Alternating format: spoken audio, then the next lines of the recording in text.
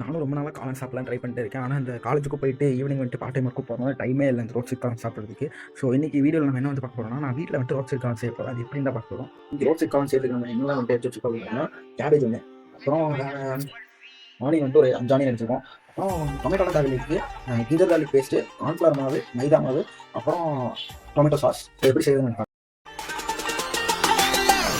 നിന്നെ സ്വന്തമാക്കിടുന്നവരെ നെഞ്ചില്ലാതി നീ പറയുന്നതെന്തുവാ ഹിന്ദിയോ മറാത്തി കേട്ടിരിക്കാം ദിവസങ്ങളോളം നിന്റെ ലാത്തി നീ വിസാഡോ ഫോസിലെ ഗെയിലിടറോത്തി നിന്നെ കണ്ട നേരം വീണു പോയി മുക്ക് കുത്തി ഹൃദയത്താള BPM വരെ കൂപ്പ് കുത്തി പല്ലിനെ കെള്ളിയ മെറ്റി തുങ്കച്ചുനൗത്തി നീ വിസാഡോ ഫോസിലെ ഗെയിലിടറോത്തി നിന്റെ പരിവാറിലെ തലമുട്ടനാഥന്റെ പെർമിഷൻ കിട്ടാതെ ഞാൻ നിന്നെ കെട്ടൂല നീ പഞ്ചാബി റൊട്ടിയെങ്കിൽ ഞാൻ നിന്നിൽ സ്നേഹത്തോടെ അലിഞ്ഞു ചേരുന്ന ന്യൂട്ടല്ല നിന്റെ പുറകെ നടന്നു പാവാട താങ്ങിക്കൊണ്ട് പെണ്ണാളനാകാൻ എന്നെ കിട്ടൂല നിന്നെ വീഴ്ത്തുവൻ തലയിലെ ടർബനും കെട്ടിവെച്ചു മല്ലു സിംഗ് ആകാൻ എനിക്ക് പറ്റും. ஸோ ஒரு வழியாக செஞ்சு முடிச்சாச்சு. சாப்பிட்டு எப்படி இருக்குன்னு சொல்கிறேன்.